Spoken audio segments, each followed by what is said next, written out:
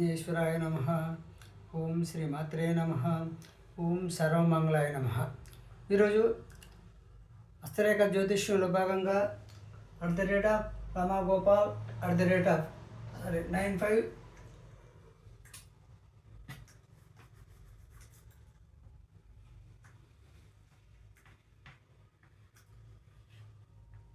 9505 అనే ఛానల్ ద్వారా హస్తరేఖ జ్యోతిష్యాన్ని, టాలీ క్లాసుల్ని, స్పోకెన్ ఇంగ్లీషు, మ్యాథమెటిక్స్ ట్రిక్స్, వాస్తవము, వాస్తు అనేటువంటి అనేక వీడియోలు మీ ముందుకు తీసుకొస్తున్నాను. ఎంతో లైక్ చేసి, షేర్ చేసి, సబ్స్క్రైబ్ చేసి బెల్ ఐకాన్ నొక్కుతున్న ప్రతి ఒక్కరికి, నా వీడియోలు చూస్తున్న ప్రతి ఒక్కరికి పేరు పేరు నమస్కరిస్తూ ఈరోజు యూట్యూబ్ ఛానల్ ద్వారా మరో వీడియోని మీ ముందుకు తీసుకొస్తున్నాను.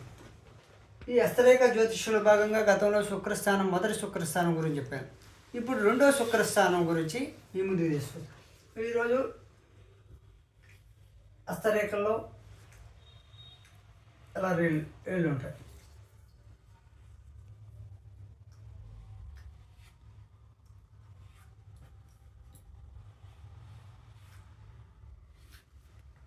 హస్తరేఖ జ్యోతిష్యంలో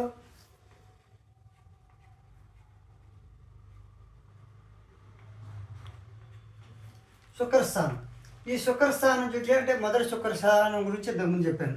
ఇప్పుడు రెండో శుక్రస్థానంలో ఈ బొటనవేలు సమీపమున స్త్రీ హస్తంలో కొన్ని నిలువు రేఖలున్నా, ఈ బొటనవేలు సమీపంలో ఇట్లా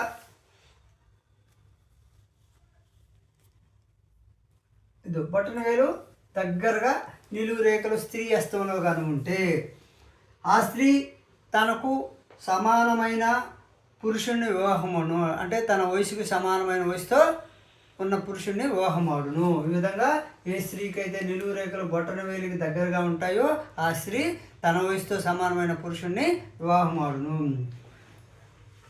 అదేవిధంగా ఆ స్త్రీ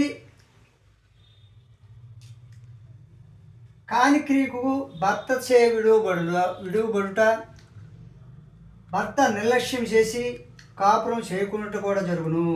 ఈ విధంగా నిలువు రేఖలు ఏ స్త్రీకి అయితే బొటనవేలికి సమీపంలో ఉంటాయో తన వయసుతో సమానమైన పురుషుని వివాహం ఆడుతుంది. కానీ క్రియకు భార్యాభర్తల సంభోగంసే దగ్గరకు వచ్చేసరికి భర్తసే విడువబడును, భర్తసే నిర్లక్ష్యము గావించబడును. అంటే సంభోగ విషయంలో కలుస్తలేకి భర్తసే నిర్లక్ష్యంగా చూడబడును ఆ స్త్రీ. అదేవిధంగా భర్త నిర్లక్ష్యం చేసి కాపురం చేయకుండా జరుగును. కాబట్టి ఇట్లా ఏ స్త్రీకి అయితే బొటనవేలు నిలువు రేఖలు ఉంటాయో ఆ స్త్రీ కాపురం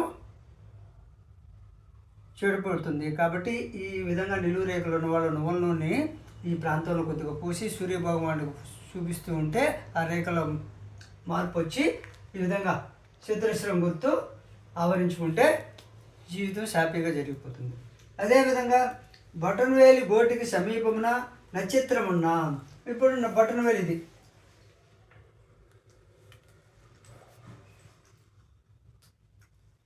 ఈ బొటనవేలికి సమీపమున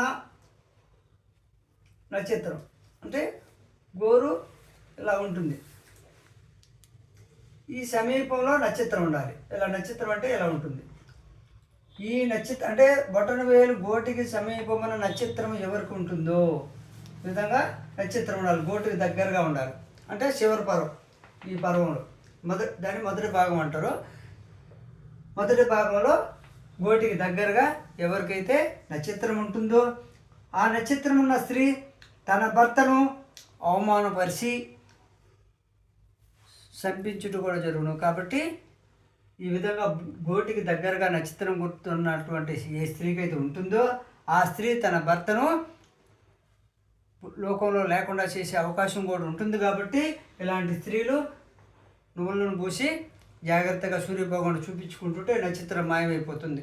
మాయమైపోయి ఈ విధంగా చతురస్రం ఏర్పడుతుంది. కాబట్టి భర్త మీద ద్వేషం పెంచుకుంటుంది. ఒక రకంగా చెప్పాలంటే బొటనవేలికి గోటికి దగ్గరగా ఉన్న ఒక నక్షత్రం ఏ స్త్రీకి అయితే ఉంటుందో ఆ స్త్రీ భర్తను నిర్లక్ష్యం చేయడము, భర్తను దూరం చేసుకోవడము, భర్తను హతం చేయడం అనేటువంటి జరుగుతుంది. కాబట్టి జాగ్రత్తగా నూనెలను పూసుకొని సూర్యభగవాను చూపించుకుంటూ ఉంటే ఆ జీవితం హ్యాపీగా జరిగిపోతుంది. అదేవిధంగా శుక్రస్థానం మధ్యలో 0 గుర్తు ఉన్నా ఈ ఈ విధంగా శుక్రస్థానం, ఈ శుక్రస్థానం మధ్యలో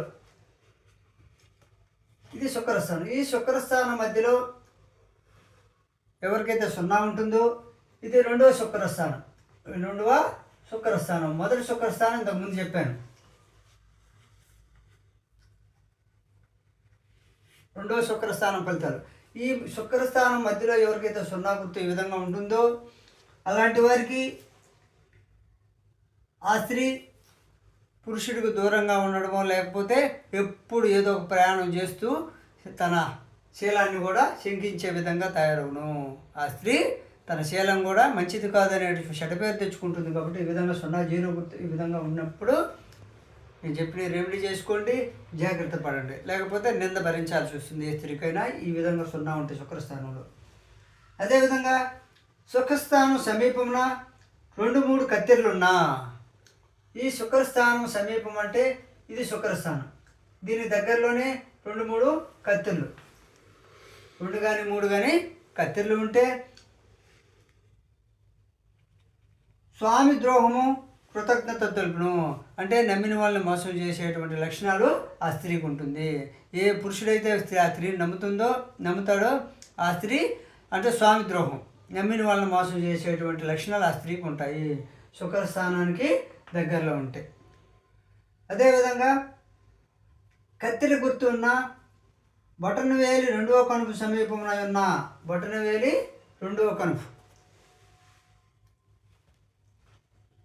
1వ కనుపు 2వ కనుపు, 2వ కనుపు ఈ విధంగా 2వ కనుపు సమీపంలో తాకకుండా ఎవరికైతే కత్తెర ఉంటుందో బటన్ వేలి 2వ కనుపు సమీపమున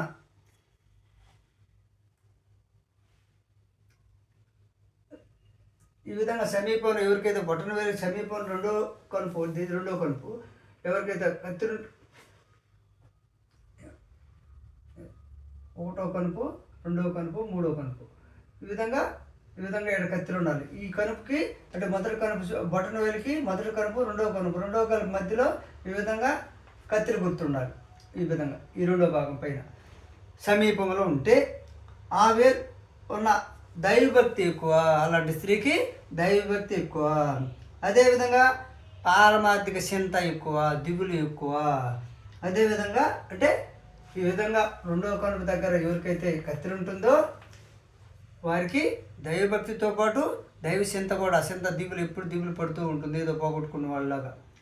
అదేవిధంగా పై విధంగా కత్తెర బటన్ వేలి 2వ కనుపు సమీపంలో ఉండి శుక్రస్థానంలో కూడా కత్తెర ఉంటే ఇక్కడ కత్తెర ఉండి ఈ శుక్రస్థానంలో కూడా ఒక కత్తెర ఉన్నా అంటే బటన్ వేలి 2వ కనుపు దగ్గర కత్తెర ఉంటుంది, శుక్రస్థానంలో కూడా కత్తెర 2 కూడా ఉంటే 2 అంటే 2 కత్తెరలు, ఇక్కడ ఒక కత్తెర ఇక్కడ ఒక కత్తెర ఉంటే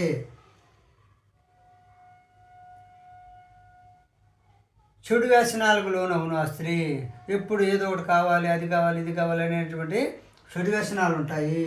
అదేవిధంగా ఎప్పుడు అది కొనాలి, ఇది కొనాలి, ధనవ్యయం కూడా చేయను. అదేవిధంగా స్త్రీ తన శీలాన్ని కూడా శంకించే విధంగా వ్యవహరించును. ఆ స్త్రీ ఈ విధంగా ఇక్కడ కత్తెర ఉండి ఇక్కడ కత్తెర ఉంటే తన శీలాన్ని కూడా శంకించే విధంగా చెడ్డపేరు తెచ్చుకుంటుంది. కాబట్టి ఈ విధంగా చెడు గుర్తులు ఉన్నప్పుడు నేను చెప్పిన రెమెడీ చేయండి, నువ్వుల నూనె పరిష్కారం చేయండి, మీకు ఇవన్నీ మార్పు వచ్చి ఈ విధంగా చతురస్రం ఏర్పడుతుంది. చతురస్రం ఏర్పడితే మీకు రక్షణ ఏర్పడుతుంది, మీ దోషాలు పోగొట్టుకునే అవకాశం ఉంటుంది. అదేవిధంగా శుక్రస్థానంలో చతురస్రం గుర్తున్నా ఈ శుక్రస్థానం ఇక్కడ చతురస్రం ఉంటుంది. మామూలుగా ఏదైనా కత్తెరలు ఉంటే చతురస్రం ఏర్పడడం ఒక ఎత్తు, విడిగా ఒక చతురస్రం ఉంటే ఆ వ్యక్తి కుటుంబం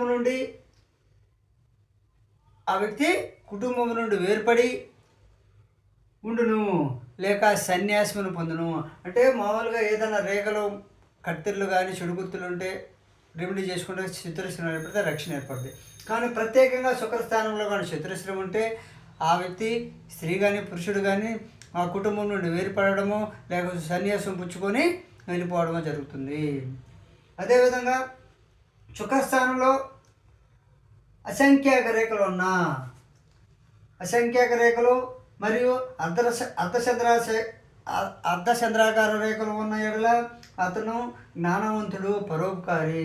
ఈ విధంగా శుక్రస్థానంలో ఇలా ఉంటాయి, ఇలా ఉంటాయి, ఇలా ఉంటాయి, లేకపోతే ఇలా పైకి కిందకి ఇలా అర్ధ చంద్రాకారం రేఖలు ఇలా అంటే ఇట్లా శుక్రుడికి నా ఏంది ఇన్ని రేఖలు ఉన్నాయి అంటారు కదా. ఈ విధంగా శుక్రస్థానంలో అర్ధ చంద్రాకార రేఖలు కానీ, ఇట్లా అర్ధ చంద్రాకార రేఖలు కానీ, లేకపోతే నిలువు రేఖలు కానీ, అడ్డు రేఖలు కానీ, విపరీతంగా కానీ రేఖలు ఉంటే శుక్రస్థానంలో ఎవరికైనా, వాటితో పాటు అర్ధ చంద్రాకార రేఖలు కూడా ఉంటే, చంద్రుడు అర్ధచంద్రుడు రేఖలు ఉంటే అలాంటి వారు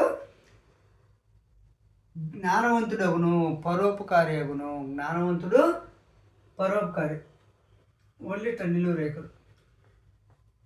అడ్డు రేఖలు కానీ ఉంటే మరి ఫలితం కొంత తగ్గద్దే. నిలువు రేఖలు ఉంటే ఈ విధంగా అర్ధచంద్రాకార రేఖలు ఈ విధంగా శుక్రస్థానంలో కానీ ఉంటే పరోపకారి అగును, అదేవిధంగా జ్ఞానవంతుడవును.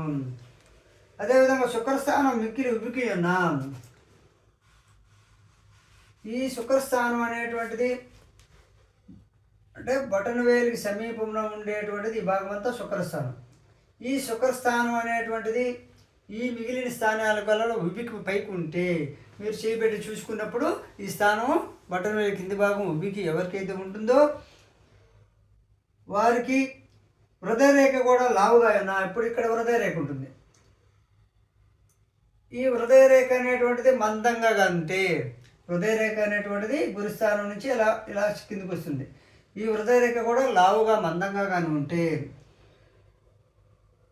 ఈ వ్రేళ్ళన్నీ మృదువుగా లావుగా దిట్టంగా ఉంటే, ఈ వ్రేళ్ళు కూడా మృదువుగా అంటే వ్రేళ్ళు మృదువుగా ఉండి హృదయ రేఖ మందంగా ఉండి ఈ శుక్రస్థానం అనేటువంటి ఎత్తులో ఉంటే, వేళ్ళు ఇలా కాకుండా మొనదేలి చూడండి, వేళ్ళు అనేటువంటి మొనదేలి పొడుగు ఇట్లా వేళ్ళు ఈ విధంగా పొడుగ్గా మొనదేలి ఉంటే, వేళ్ళు మొనదేలి ఉండాలి. ఈ వేళ్ళన్నీ మొరటగా ఉండాలి, మృదువుగా ఉండాలి. అదేవిధంగా హృదయ రేఖ ఈ విధంగా ఉంటే అలాంటి వారికి గురిపడని మోహము, సరిపడని మోహము అంటే ప్రేమ అంటే ఇష్టం లేని ప్రేమ, చంచల మనస్తత్వం కలిగి స్త్రీల యందు అనురాగము, చురుకుతనము, ఉల్లాసము పెరిగి ఆడంగి వేషము, స్త్రీ వేషం వేసి వీటిలంటే స్త్రీగా మారిపోయే అవకాశాలు ఎక్కువ.